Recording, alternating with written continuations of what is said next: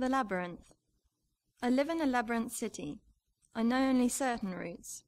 The familiar ones are few in comparison to the many alien byways. From narrow shadowed streets, I see other alleys branching out to mysterious destinations. Only rarely do I enter them, searching for another street, a certain store, the house of a friend. I have lived in Florence for many years, but still don't know it.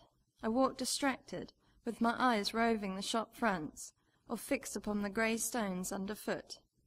I look up at the gutters, their oblique edges outlining the jagged figure of sky, the closed windows and the barred doors, the secret palaces and inaccessible steeples.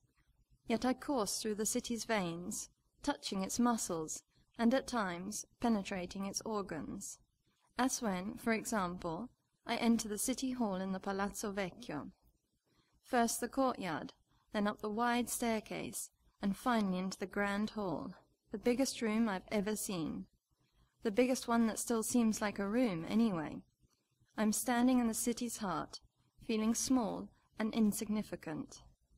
I crane my neck towards the ceiling. Above, every panel is an enormous oil canvas, teeming with humans and horses, twisted into scenes of ancient battles.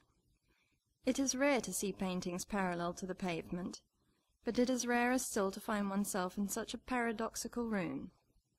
It is a piazza inside a building, a covered piazza which certain people, mostly city functionaries, cross diagonally. Their dry footsteps are loudly amplified in the space.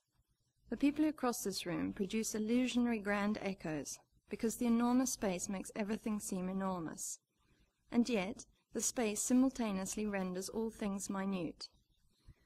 Tiny the thousands of little tiles, tiny each painted face among the multitudes, tiny the gilded volutes of the baroque frames.